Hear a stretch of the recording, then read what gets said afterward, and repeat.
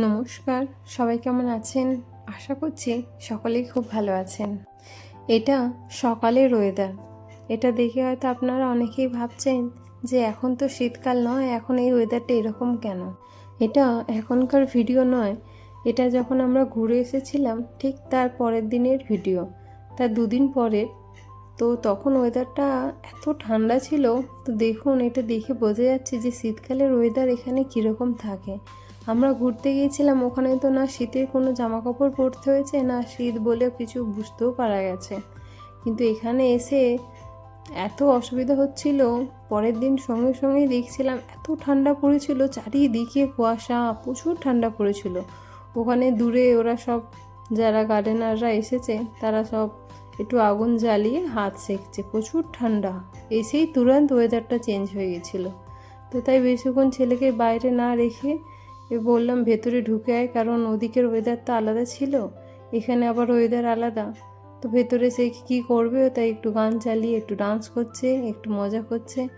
আর এদিকে ওর বাবাকে বললাম যে একটু চা করো, সকালে একটু গরম গরম চা দিয়ে শুরু করি। এত ঠান্ডা ওয়েদার দেখেই ভয় লাগছে। এক ওয়েদার থেকে ঘুরে আসার পর যখন অন্য ওয়েদার দেখি তখন সকলেই খুব ভয় পেয়েছিলাম, কারণ ঠান্ডা লেগে যাওয়ার তো ভয় থাকেই। ওখানে তো ঠান্ডা বলে কিছু ছিলই না, অল্প বিস্তার ছিল যদিও, তবে সোয়েটার পরতে একদমই লাগেনি। আর এখানে এসেই এত কুয়াশা, পুরো এক সপ্তাহ ধরে না রোদ্দুর দেখা গেছে না কিছু। ঘর থেকে ছেলেটাকে বের করতেও পারছিলাম না। তো সেই নিয়েই ভাবছিলাম যে কি করা যাবে। তো ওর বাবা এই চা বানিয়েছে, সকালে ওর বাবার হাতে চা দিয়ে শুরু।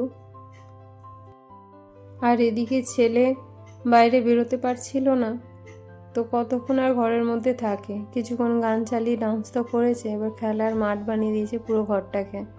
যা জোরে জোরে বল মারছে, বাকি জিনিসগুলো থাকবে কি না জানি না, সব হয়তো একটাকেই ভেঙে সব পড়ে যাবে।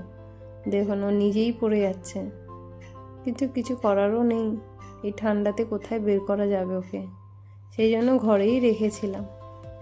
দিয়ে একটু খেলুক, দিয়ে একটু রান্না বসাবো। ছুটিরও দিন, ওর বাবারও ছুটি, ছেলেরও সব ছুটি, স্কুল ছুটি চলছিল তখন। ওদিকে ছেলে খেলছিল, তো দুপুরে রান্নাটা কিছুটা এগিয়ে রাখতে এলাম। এখানে একটু মাংস এনেছিল ওর বাবা দুদিন আগে, আমরা যেদিন এসেছিলাম তার পরেই ওর বাবা একটু মাটন এনেছিল, তো সেটা ধুয়ে রেখে দিয়েছিলাম। ভেবেছিলাম একদিন দুপুরবেলা বানাবো। সবসময় তো মাটন তাড়াহুড়োর সময় যখনই বানানো হতো তখনই কুকারেই বানাতাম। তো সেদিনকে ভেবেছিলাম যে আর কুকারে নয়, একটু তাড়াহুড়ো নয়, একটু ধীরে সুস্থে বানাবো।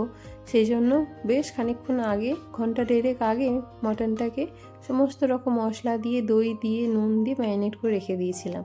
কারণ সেদিনকে ভেবেছিলাম কড়াতেই বানাবো, একটু সময় লাগুক, তবে কড়াতেই বানিয়ে ভালো লাগবে। অনেক দিন কড়াতে বানানো হয়নি। মাটনটা ওদিকে ম্যারিনেট করতে রেখে দিয়ে তারপর এদিকে কিছুক্ষণ পর আরও যে কাজকর্ম ছিল ঘরে, ওগুলো সব করে ছেলেটাকে একটু বসিয়ে এসেছি। ওর বাবার সাথে বললাম খেলতে বস, অনেকক্ষণ লাফালাফি হয়েছে। তারপর আমি এবার এদিকে রান্নার দিকে চলে এসেছিলাম, কারণ রান্না তো একদম টুকটুক করে করতে হবে, কারণ মটনটা কড়াতে করবো ভেবেছিলাম। আর 1.5 ঘন্টা মতো সময় পেরিয়েও গেছিলো। এদিকে সমস্ত রকম গরম মশলা দিয়ে দিচ্ছি, গোটা গরম মশলা। আর আলুটা তো ভেজে আগে তুলে রেখেছিলাম, আলুটা ভেজে রাখলে বেশ ভালো লাগে। পেঁয়াজগুলো একটু বড় বড় করে কেটেছিলাম, তো একটু বড় বড় করে কেটে ভেজে একদম গ্রেভি বানাবোই ভেবেছিলাম, কারণ মটন সেদ্ধ হতে হতে কড়া এগুলোও সেদ্ধ হয়ে যাবে। আদা রসুন বাটা তখনও দিয়েছিলাম ম্যারিনেট করার সময়, আর এই পেঁয়াজ আর ভাজার সময়তেও একটু আদা রসুন বাটা দিয়েছিলাম, টমেটোও দিয়েছি। মশলাগুলো দেখছেন যে পেঁয়াজ টমেটো এগুলো যে গোটা গোটা লাগছে। তো মটন দিয়ে কষানোর পর যখন মটনটা সেদ্ধ হয়ে যাবে তখন এগুলো সব গ্রেভি হয়ে যাবে, এগুলোও সব সেদ্ধ হয়ে যাবে। মটনটা বেশ ভালো করে ম্যারিনেট করে রাখাতে মটনের ভেতরে সমস্ত মশলাগুলো মোটামুটি ঢুকেই গিয়েছিলো। তারপর ভালো করে কষিয়ে তারপর কিছুক্ষণ এবার গ্যাস কমিয়ে চাপা দিয়ে ভালো করে কষিয়ে করেছিলাম মটনটা। ভালো হয়েছিল খেতে। দেখুন কালারটাই দেখেছেন, বেশ নাড়ার পর চাপা দিয়ে রাখার পর আবার খানিকক্ষণ পর দেখেছেন কত তেল বেরিয়েছে। বেশ ভালো করে কষানো হয়েছিল মটনটা। সবসময় তো মটন কুকারেই করা হয়, তো সেদিনকে ভেবেছিলাম যে অনেক দিন পর যেখানে মটন হচ্ছে তাহলে একটু কড়াতেই বানানো হয়। ভালো করে কষানোর পর জল দিয়ে দিয়েছিলাম, অল্প একটু জল দিয়েছিলাম। জল দিয়ে তারপর আবার ঢাকা দিয়ে রেখে দিয়েছিলাম কিছুক্ষণ। বেশ কিছুক্ষণ করাতে ঢাকা দিয়ে রাখার পর মটনগুলো ভালো মোটামুটি সেদ্ধ হয়ে গেছিলো, মোটামুটি ভালোই সেদ্ধ হয়ে গেছিলো। তারপর আলুগুলো দিয়ে দিয়েছিলাম, কারণ আলুগুলো আগেক্ষণ দিয়ে দিলে তাহলে আলুগুলো গলে যাবে, কারণ মটন সেদ্ধ হতে তো একটু সময় লাগে, আলু তো বেশিক্ষণ সময় লাগে না সেদ্ধ হতে। ঢাকা খুলে কিছুক্ষণ পর যখন দেখলাম আলুটাও ভালো মতো সেদ্ধ হয়ে গেছিলো, মটনও সেদ্ধ হয়ে গেছিলো, তারপর ধনেপাতা দিয়ে গ্যাসটা বন্ধ করে একটুখানি গরম মশলা, গোটা গরম মশলা একটু গুঁড়ে রেখেছিলাম, তো সেই গরম মশলা গুঁড়ো দিয়ে দিচ্ছি। বাজার থেকে কিনেও আনা যায়, তবে গুঁড়ো করে দিলে ঘরে ভালো লাগে।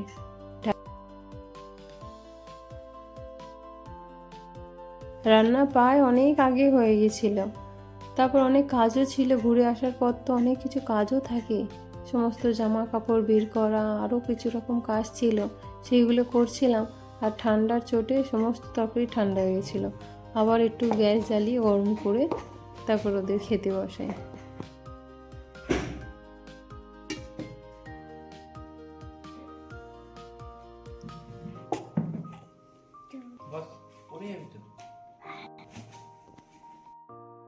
বেশি কিছু বানাইনি, শুধু মাংসর ঝোল আর ভাত করেছিলাম, তবে ঝোল নয়, একটু গ্রেভি গ্রেভি মতো।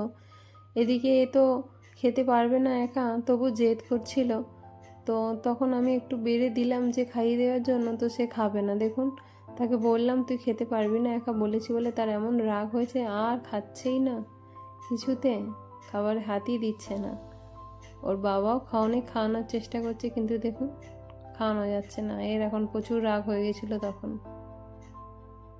কারণ ও একা খাবে বলেছিল, কারণ খেতেও পারে না তো একা, এমনি রুটি তরকারি খেতে পারে, কিন্তু ভাতটা তো তুলে খেতে পারে না, তো খুব রাগ করেছিল। তো অনেক কষ্টে মানানো হয়েছে, তো খাচ্ছে, দেখুন কিভাবে খেতে পারে কে জানে, কতক্ষণ খায় দেখি। একটু রাগ ঠান্ডা হলে তখন আবার খাইয়ে দেবো।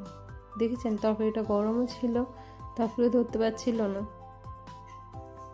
লাস্ট টাইমে চামচ দিয়ে খাবে বলে ডিসাইড করলো, কিন্তু চামচ দিয়ে কি ভাত খেতে পারে? ও তো ছোটো, একটু বড় হলে নয় তবু খেতে পারতো।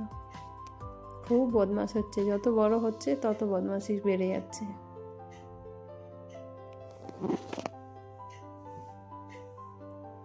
তো যাই হোক, আলটিমেট নিজে কিছুক্ষণ খাওয়ার পরে একটু রাগ ভাঙলো, তারপর আবার ধরে বুঝিয়ে খাইয়ে দিয়েছিলাম। দেখুন এবার একটু রাগ ভেঙেছিল, তাই ওর বাবা একটু খাওয়াতে, তাই খেলো। তারপর আমি আবার খাওয়ালাম ধরে ধরে।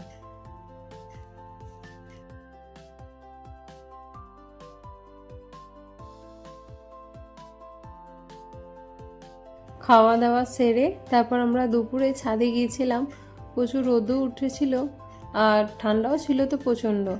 আর এই ঘুড়ি দেখছেন, ঘুড়ি নিয়ে আসা হয়েছিল বাজার থেকে, কারণ এখানে তো শীতকালে মকর সংক্রান্তি থাকে না, তো সেই সময়তে এখানে এরকম ঘুড়ি ওড়ানো হয়। তো সেই সময় ও বাবার থেকে বায়না করে ঘুড়ি ওড়াবে, তোর বাবা কটা ঘুড়ি নিয়ে এসেছিল, নিয়ে এবার ঘুড়িটা একটু বেঁধেও দিচ্ছিল।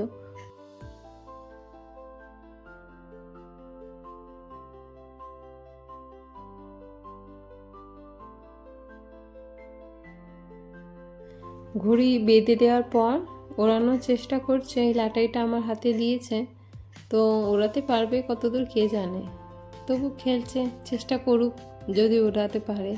হাওয়া তো সেরকম নেই, কারণ প্রচণ্ড কুয়াশা ঠান্ডা। দেখুন নিজে কিছুক্ষণ ওড়াতে পারেনি, এবার আমার হাতে ধরিয়ে দিয়েছে যে আমাকেই এবার উড়িয়ে দিতে হবে। আমি জানি না কত দূর উঠবে, তবে আমিও চেষ্টায় লেগে আছি, কারণ এর আগে তো ওড়াইনি, তো চেষ্টাই করতে হবে যদি উড়ে যায় হাওয়াতে।